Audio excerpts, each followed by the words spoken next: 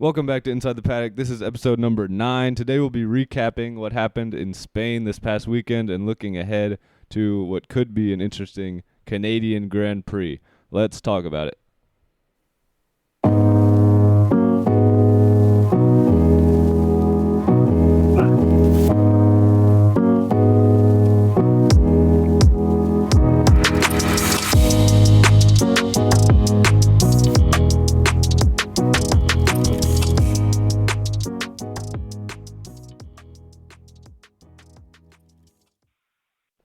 Welcome back to Inside the Paddock. We had a pretty good weekend down in Spain. Last week, we had Max Verstappen winning yet again with a dominating performance, but it was a Mercedes double podium for P2 and P3 to round out the top 3 spots. We had a very interesting qualifying, other than Max with a brilliant lap to take pole. We had Sainz in P2 and Norris in third, dragging that McLaren up there. So, pretty decent weekend. Kenji, what were your thoughts about this weekend? I don't know. It was just dominant from Max Verstappen, as we've kind of gotten accustomed to the season. Just winning by 24 seconds, taking his third Grand Slam of his career, I think. Taking the win, leading every single lap, taking pole, taking fast lap, just absolutely dominant. But I think the bigger storyline from this weekend was Mercedes with their resurgence and their ability to take a double podium. When we came into the season, we kind of put Mercedes at the second spot in the constructors, just expecting them to, recover more pace than Aston Martin would be able to. And I think they're really proving us right. I think they're showing their ability to recover as the season goes on. I was kind of bearish with Fernando Alonso going into the weekend, but I didn't expect the two Mercedes to be ahead of him. And I think we'll get into this later on, but it just remains a question of whether Aston Martin will be able to recover some of that pace with Mercedes, especially going into Canada, their upgrade package. But yeah, I'll leave it up to you guys to get into that a bit more. Yeah, I think the story really is how can Aston Martin respond to this resurgence of Mercedes, and if they can kind of respond in a way that'll get them back on par, maybe in Canada, kind of be able to battle with them, because this weekend it was just a Mercedes dominant performance other than Verstappen in P1. It was kind of them two just behind, and no one was really challenging them.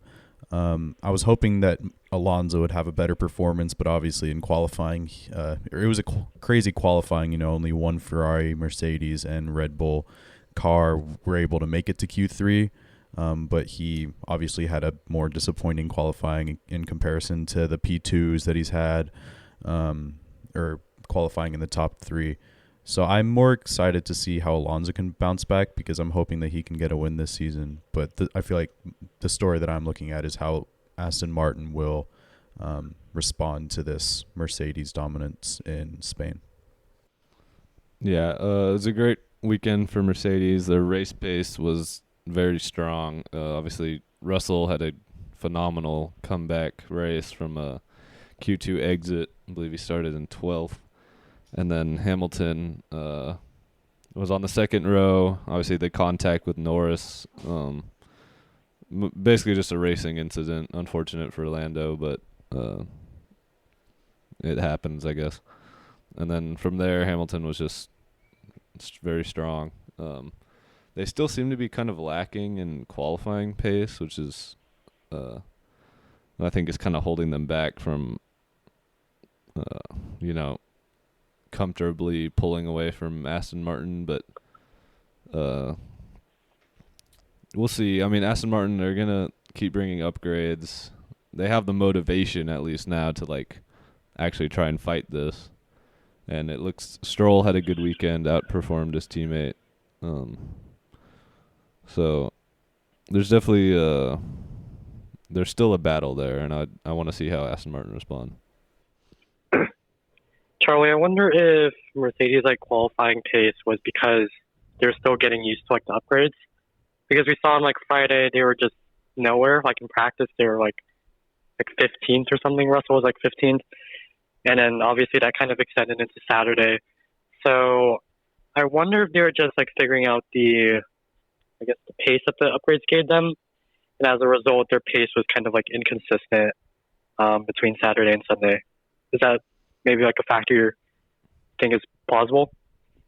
Yeah. I mean, Russell going out in Q2, he didn't really give himself a shot to see where he would have landed in Q3. Sorry, but Hamilton showed good pace in qualifying as well. I think he didn't really hook up that last lap as well as he could have, and that's why he started so far down. I think it was Hamilton was in P5. Hamilton was 5th and then got bumped up to 4th, I think. Yeah, because Gasly got like the 6th place grid penalty. Yeah, because of Gasly. All right, yeah. So yeah, I mean that's kind of what it's been like for most of the season. I feel like with the Mercedes, like Hamilton and Russell, neither of them have been super consistent in qualifying, and they've had to come through in the race, and they've done a good job of that. So. I mean, in some ways, that kind of extends to Red Bull as well. We've seen Red Bull's qualifying pace isn't really the strongest. Sometimes they get beaten by Ferrari, and that causes them to qualify less strongly than would otherwise be expected. But during the race, they kind of recover, and I think it's kind of analogous to Mercedes' imbalance between race and qualifying pace. Speaking of like Max Verstappen, I'm curious to hear your guys' thoughts on this question. Like, I was wondering if it's possible for Red Bull to win all 23 races of the season, or actually 22, I think it is now. My initial thought to that question is no, because like Red Bull got the penalty last year for exceeding the cost cap, and that's probably going to affect their upgrade packages as we go through the season. And obviously, there's a bunch of like factors within the races that can cause unexpected results. As the saying goes, anything is possible in F1. But do you guys think it's at least plausible for Red Bull to take all the victories in 2023? I don't think it's going to happen. I mean, obviously, in a perfect season where Max Verstappen just shows how good he is every race, it could happen. But I think with all the wild cards that could happen, Verstappen's a very aggressive driver. We saw in 2021, I think, in Silverstone, where him and Hamilton crashed out. I think that there are just too many wild cards that could happen between him and Perez just getting penalties or crashing out. Like, I think that there will be a race where maybe Hamilton could steal one. Maybe even Fernando Alonso, if he has a really good race, could steal one.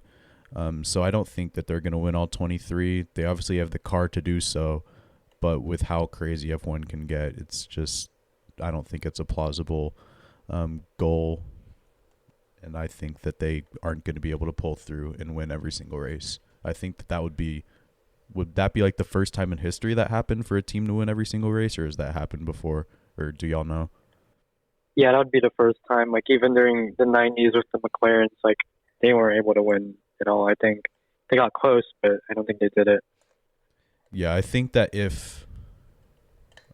there will be a couple races where a Mercedes or an Aston Martin or possibly even a Ferrari can pull ahead and win a race. I mean, obviously, like for Ferrari, it's a long shot, but I don't think they're going to win all 23 races. I definitely think they could if unless they get unlucky. I mean, we haven't last year. Obviously, at the start of last season, there was a lot of reliability questions with Red Bull. They had like 2 DNFs, or Verstappen DNF twice in the first 3 races, and like then after that, there wasn't really any issues. I think, barring a like Hungary 2021 type of thing, I don't really see right now how another team could win like on merit without like mechanical issues. I don't think both Verstappen and Perez are going to mess up enough in one weekend to have them not win a race. Obviously, Perez has been messing up a lot lately, but it's going to take a lot for Max to mess up too. Like, I don't see anyone bringing enough upgrades to catch up to where Red Bull are, if I'm being honest. Like, I mean, obviously not, but I think that if Max is out, then that opens the door for someone, because I think that Perez can be battled with much easier. You know, he didn't even make a podium this race, and he wasn't in the points last race. So I think if Max gets taken out for some reason, then another team could easily get a win. Or not easily, but they have a much higher chance to get a win over Perez. And on the note of Perez, do y'all think that this championship is kind of over at this point? Because I do. Like, the last couple races have kind of proven that Perez isn't on the same level as Verstappen, even in the same car. And he's 53 points behind, so that would take a couple races of Max essentially just maybe not even making the points, or just Perez dominating for a few races. So what are y'all's thoughts on Perez possibly competing with Max, or not at all? I never thought he had a chance at all, to be frank. And yeah, I think this is basically just like that final indication, I guess, that the championship fight is just over at this point. Obviously, like, he still got points. He still got fourth, but I feel like if you're going to fight Max Verstappen, you either have to win or you have to be second. And the fact that he wasn't, just, it's not good enough. It's not good enough. And I think this is just the conclusion to the championship fight that never really existed in the first place and was just kind of hyped up by the media. And yeah, I just don't think there was one at all. yeah, I think him crashing in Monaco is probably the nail in the coffin. Obviously, he showed some good form on Jeddah and Baku. And, I mean, Perez is a good driver, but I think when you try and compete with Verstappen in a car that's, like, completely tailored to him, it's going to be really tough. But moving on from there, we've talked about Mercedes a little bit, but just going over, like, a great race from Russell, and Hamilton did his thing out there. Do we think that this is a kind of true reflection of their pace for the next few races, or was it track specific to the kind of medium high-speed corners? I think that a lot of their pace was just indicative of the car that they've made now at this point. I don't think it's really just track specific. Because if you look at, like, the timetables, like, Russell was 13 seconds clear of Sainz, another 30 to Aston Martin's behind. Hamilton was a bit further ahead. I mean, that kind of pace doesn't really come from just a pace that's just track specific. I feel like most of the pace for Mercedes was because of the upgrades that they brought to their car. Now, yes, there's probably some tracks that Mercedes struggles at, as if any car, maybe like at a Monaco or something like that, they do struggle. But I think they've taken a big step forward this weekend with the upgrades. And yeah, I think most of their pace is, just how they're going to be for the rest of the season at this point. Yeah, I agree with that. And then I guess a follow-up question is, if this is really not just track specific, and I think it isn't, then could one of the Mercedes possibly challenge Perez for P2, maybe a Hamilton P2 Drivers' Championship if Perez keeps this up, and if Mercedes keeps it up as well? I mean, I think they could, but I was thinking about it as well. I just think it's such a small chance, given how dominant Red Bull has been this season. I think the real wild card is, how does Red Bull develop through the rest of the season? Obviously, they exceeded the budget cap last season, and that caused them a bunch of penalties and stuff like that. So Red Bull's development either pivots to next year, where they start developing next year's car this year, or it kind of slows down. Then I think, yes, definitely, Perez might be at risk for P2. But if they just continue developing the car as is, and it just keeps getting better than what it is now, I think Perez has kind of solidified himself for P2, just given how good that car is. Whatever the case is, I think Verstappen is a pretty clear bet for P1 and the drivers. Maybe an obvious thing to say, but still. Yeah, I think it's unlikely that a Mercedes beats Perez because I think they'll be taking points off each other and off of and the Astons and the Ferraris could be taking points off them. So I think Perez will. I think we'll be starting to see a lot more Red Bull 1-2s if Perez can get his stuff together. Moving on to Ferrari, another. I mean, what do we even got to say about them at this point? Just no one knows what's going on down in Italy with them. Sainz, great qualifying. Leclerc, no. And then you got Sainz starting second, obviously. He kind of gave Verstappen a run into turn one and then kind of fell away. So, I mean, do any of y'all have a take on what's wrong with the Ferrari? 'Cause I think they're trying to figure something out, and they're just not making it any better. I saw something that when Leclerc got knocked out of Q1, Ferrari opted to change his car, and then it didn't help at all. I think they're just lost. I don't think anyone really knows what they're doing. I hope they figure it out because, I don't know, they have the potential to be a top team above like Aston Martin and maybe even fight with Mercedes, which I don't think is going to happen this year at the point they're at unless they make a drastic good change. I just think they're confused as they've been in past years.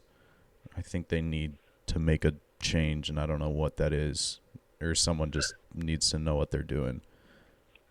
Because I think there was some. Sorry. No, you got it. Sorry. I think there was something definitely wrong with Leclerc's car because we saw like Ferrari did have some smidge of pace this weekend. Like you don't just get to P2 and qualifying without having pace. So I think there was definitely something wrong with Leclerc's car. It's hard to say what, obviously, without being a team member, but I read something that Ferrari still doesn't know what happened with Leclerc's car, and they're sending it back to like Maranello or something for investigation. So they definitely have the pace. It's just a matter of like consistency. I feel like even in a single race, they're having problems being consistent between the two drivers. I think if they can work that out, and that's a big if, they might be able to fight with Mercedes and Aston Martin. But at this point, I think the only place they can be, or the most likely place they can be, is just fourth in the constructors. They've blown away too many chances, and I don't think they'll be able to make it any further than fourth.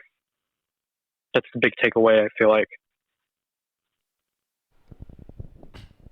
yeah, I mean, it seems like every race it's either their strategy or their car or something goes wrong. Who knows what their potential really is when they can put it together. Aston Martin, obviously not the greatest race. Stroll kind of put up a performance that you'd want from him, like P6 from Stroll. That's you'll take that. Obviously Alonso had the looked like damage in qualifying after he went off in the final corner, and then was down in P9 and never really recovered to make any push towards the top positions.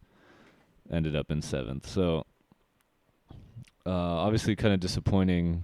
Everyone was excited for Alonso at his home track, but I think they can bounce back and keep up with the fight with the Mercedes. They're going to need Stroll to keep up performing decently well, and then they're going to need Alonso to and the car to just be to match what Mercedes have brought.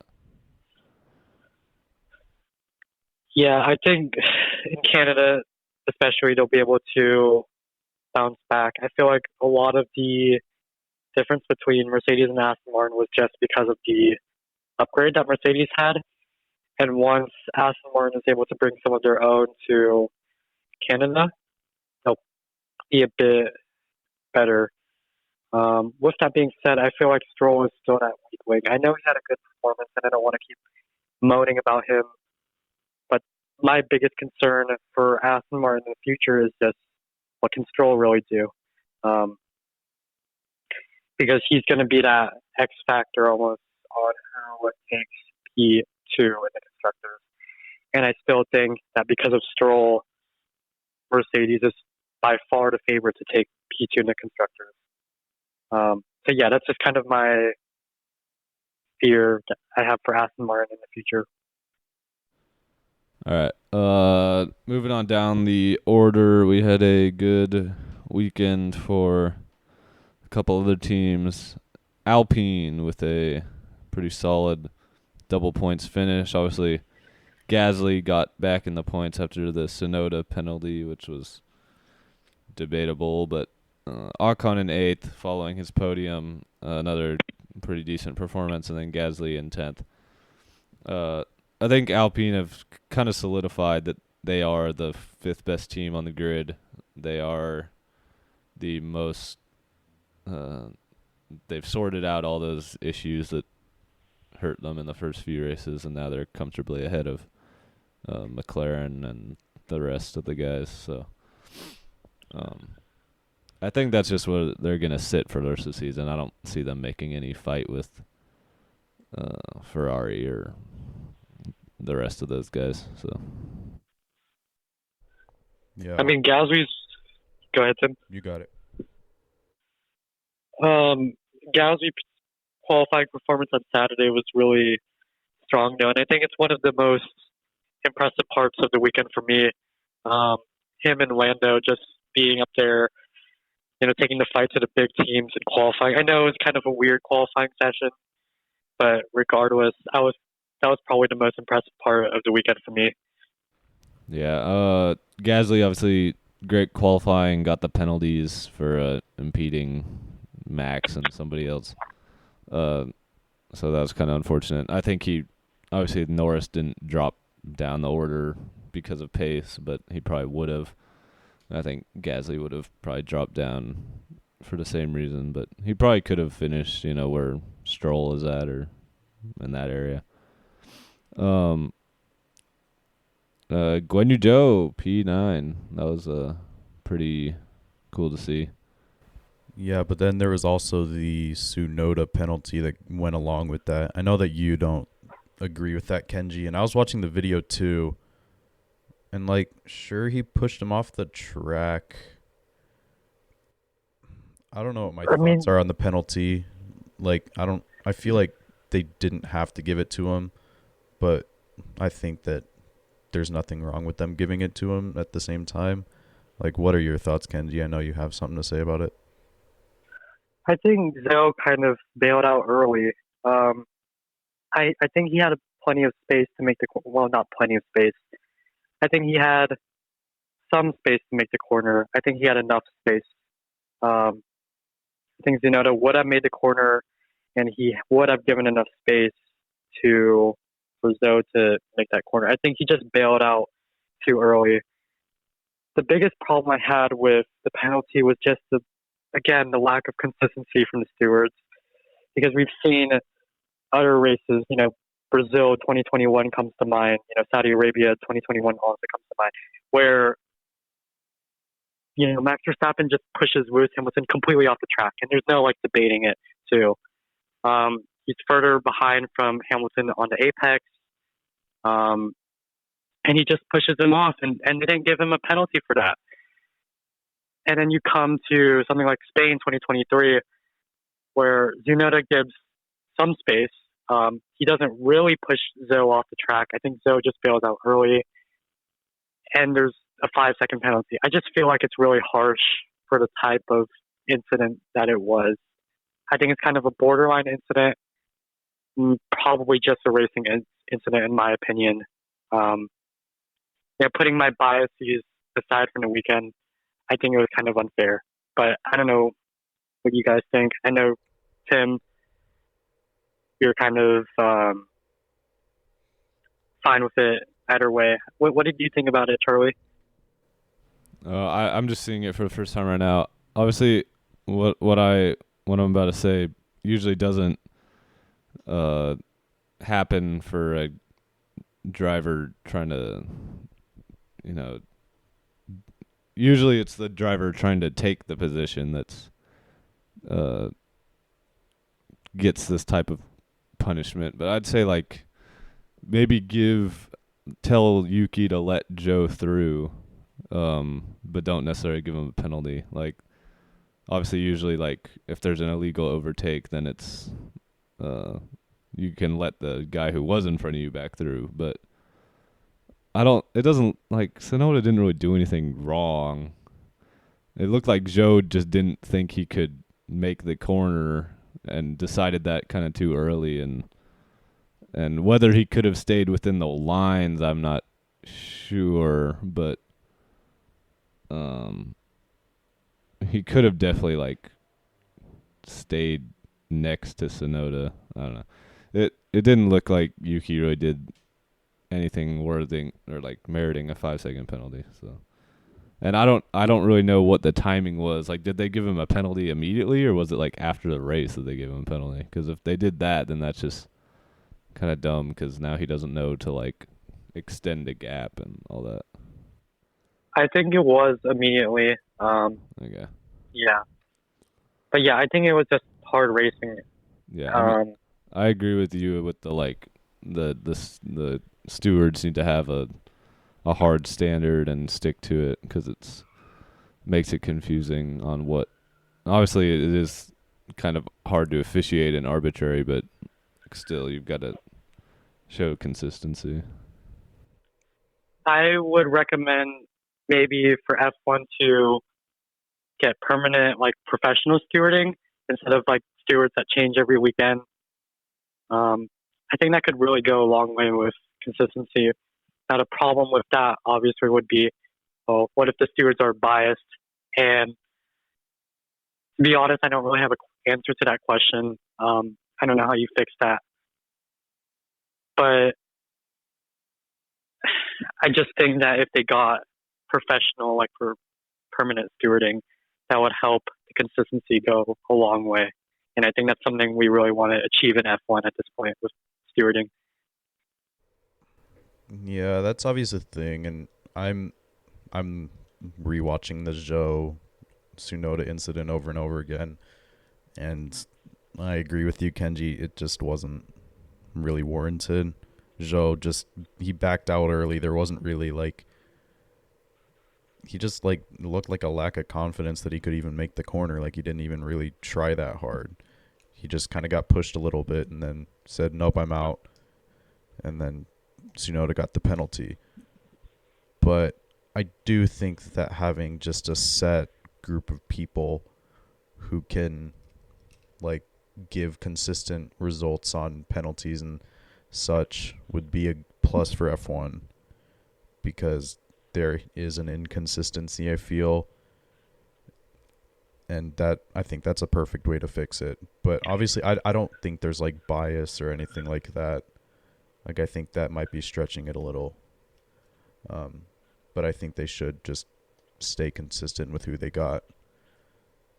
Like, you don't see in a lot of other sports, like in the NFL and the NBA, they have like a set group of referees. Like, obviously they change it, but like they all have the same rules and they're all led by the same person. Like F1's a completely different, like it's an international sport, but I think they could follow in some way like that. And then I guess continuing on, we had Alfa Romeo. I guess they had a pretty decent result for how their car was. They had Bottas in P11. Or wait, no, he wasn't in P11. He was in P19, right? Or P19. something like that. Yeah, I don't know. Wait. Maybe down.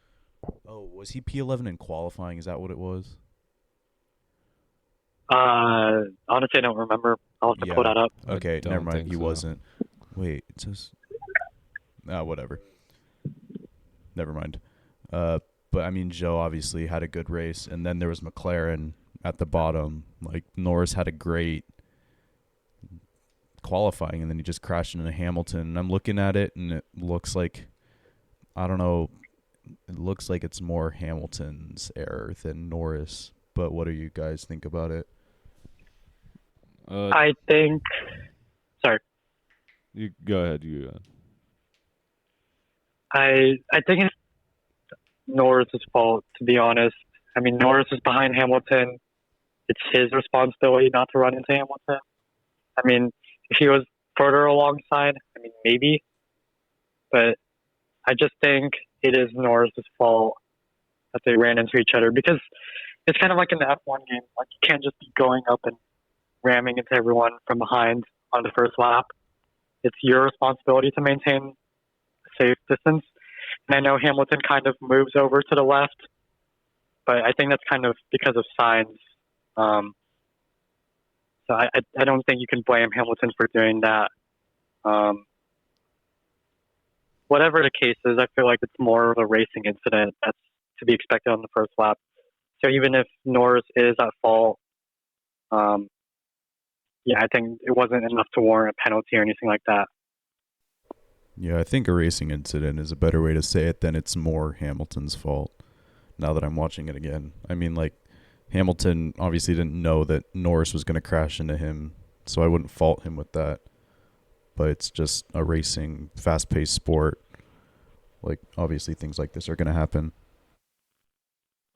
Yeah, obviously it's unfortunate for Lando. I kind of said way earlier at the start that, yeah, I mean, look, it wasn't really Norris's fault.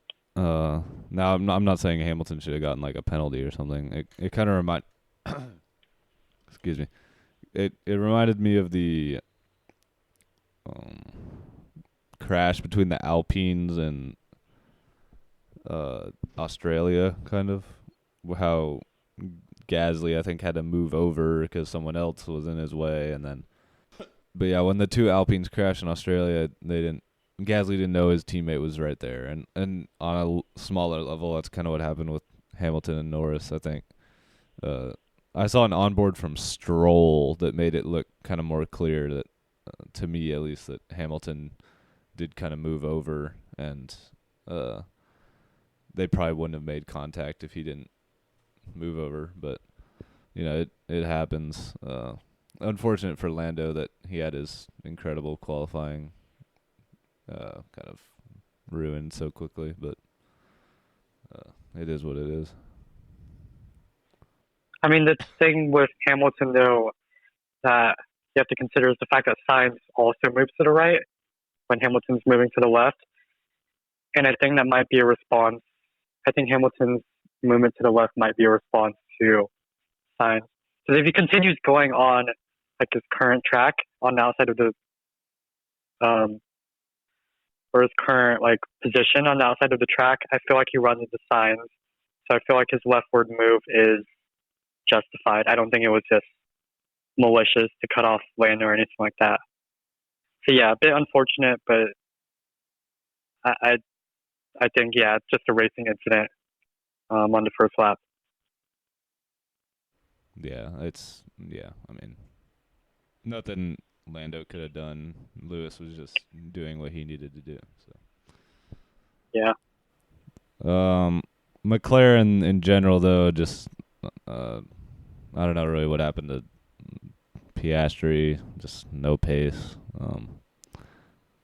similar to last year, but on a worse level. Just they can get themselves up there in qualifying, and then they can't do anything in the race. Well, disappointing. I think they're supposed to have pretty big upgrades coming in a couple races. I think Silverstone, but who knows if that'll even help anything. Jeez. All right. Haas, not a great weekend. Although Hulkenberg was up there in qualifying, I'm pretty sure. He kind of fell away. And then Williams. I kind of thought Alpha Tauri would be the worst car this year, but they've definitely looked better than Williams has. They've been nowhere since like the first race of the season.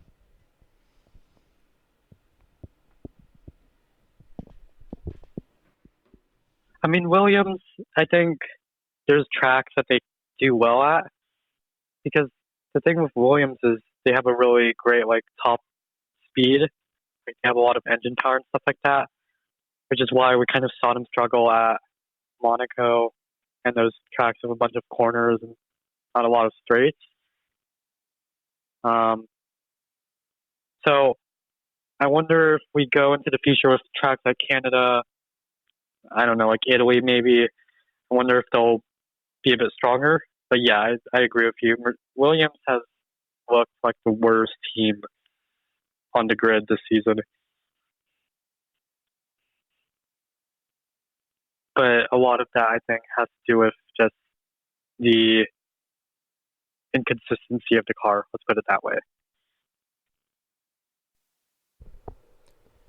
Yeah, moving on from team performances, we can go into individual performances. We haven't done this in a couple of episodes, but give our drivers of the day. I can kind of start us off. I already have like a clear person in mind, which is George Russell. Not making it to Q3 and then getting a podium is obviously big. Showing his pace and Mercedes pace. It was just a really solid performance from a great driver who hasn't had the best season. He's had some disappointing races, and hopefully this can be the start to kind of like a new part of the season for him where he can get a couple podiums up there and start to make his way up the rankings. Yeah, I think my driver of the day was Lando Norris. Going from P3 to P17 was quite incredible. No, I'm just kidding. I'm sorry, guys. But yeah, I'm just kidding. Sorry, I didn't mean to. The number one Norris hater in the flesh. I don't hate Norris. I just like to give you guys some rubbish about him. Anyway, yeah, I think Tim, you brought up some good points about Russell going from P11 to P or whatever it was, P12 to P3. Perez, I don't think really deserves it because, I mean, it's a Red Bull. If you're gonna start P11, you better get up to like the podium at least. Yeah, I think my driver today would be Russell. If not him, maybe Hamilton for going from P5 to P2. Yeah, not much more to say. Maybe Zhou for outperforming the car. I'll go with Joe. He's Alfa Romeo is kind of like a forgettable team this year. So it's good to see him back in the mix. I don't know if obviously they've got that Porcher dude, right? Like the young driver. Yeah. Yeah. So I don't know who will. I think either Bottas will retire or Zhou will get the boot. So, they're kind of fighting to see who can stay in there because I think Alfa Romeo wants to get Porcher in there. So, yeah, good for Zhou. And then looking ahead, we've got the Canadian Grand Prix next up. We came back to the Circuit Gilles Villeneuve last year.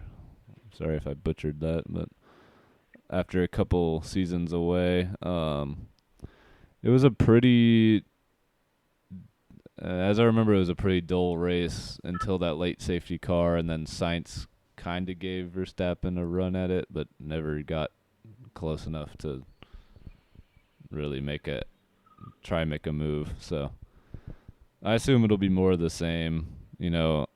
Obviously our prayers go out to the people in Canada with the fires and all that, and we'll see if this race even happens. But F1 said that they plan on moving forward with the event, so I guess we can go on and make some predictions. Or you got anything about the circuit or anything, Kenji? I mean, Canada, historically at least, has given us some good races. Maybe thinking back to like 2011 with Jensen Button crashing like 5 times or something like that, and still winning the race. Pretty crazy. But yeah, last year I think the qualifying was wet, wasn't it? Or am I remembering wrong? Yeah, I believe it was. Anyway. I think Alonso got on the front row in the Alpine. Oh wow, yeah, I don't remember that at all. But anyway. Yeah, he was. Yeah. So yeah, it just kind of depends on the weather. Like Charlie mentioned, the fires and stuff, we might not even have this race. So hopefully the situation is resolved there. But yeah, I'm kind of excited for Canada because it's given us some good races in the past, and hopefully it can this year as well. All right, do y'all want to get into some predictions real quick before we wrap this up? Yeah, sure. I think I was only one that got points again. I went 0 for 5, Kenji went 1 for 5, and Charlie went 2 for 5. Y'all both had Max winning. All right. So it's Charlie with 18 points. All right, Tim, you go first, then Kenji, then me. Yeah, for sure. Yeah. So I guess, or just breaking it down, Charlie had P1 and P5, right? So he's in first still with 18 points. Then me and Kenji are tied with 6. But I'll go with... I'm going to go with Max. Obvious reasons, I had Alonso winning in Spain, and then I had Perez winning in Monaco, and neither of those worked out for me. But I don't see Max losing this unless, as we mentioned earlier, something crazy happens. I'm going to have Max P1. I'm going to have Russell P2. That Mercedes, hopefully they can keep this up. And Perez has kind of shown the last couple races that he's inconsistent. I hope he can make a good performance, but I'm not very optimistic. But I'm going to have him in P3. And then in P4, I'm going to have Alonso. I think he'll bounce back and have a better race. And then in P5, I'm going to have Hamilton, the other Mercedes. I think that they'll consistently be in the top 5.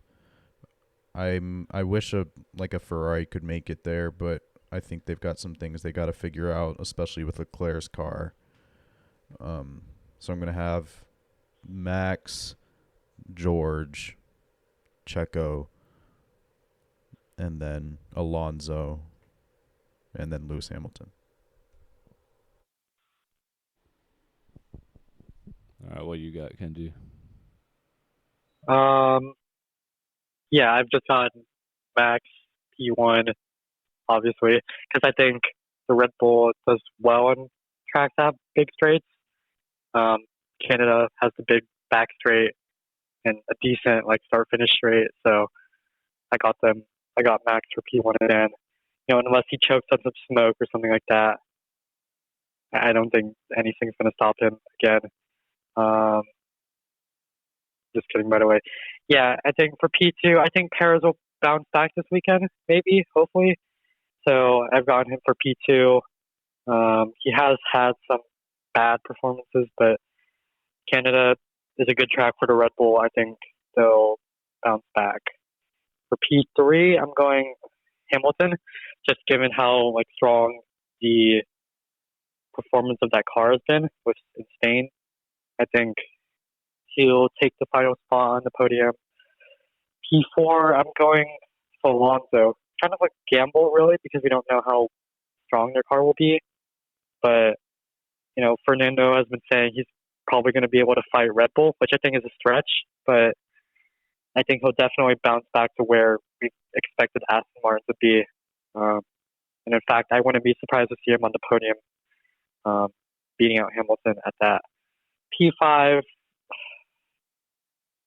think I'm just going to go with George Russell, kind of for the same reasons that I mentioned previously with the Mercedes, their strong performance. I think they'll carry on some of that momentum into Canada. Yeah, that's my top 5. All right. My predictions. P1, I'm going to go with Nicholas Latifi getting a win in his home. All right. Seriously, though, I'm going to go with Verstappen P1. P2, I'm going to go with Hamilton because I'm going to go Perez in P3. Perez last year, we saw him taking a hike through the woods. I have a weird feeling that might happen again.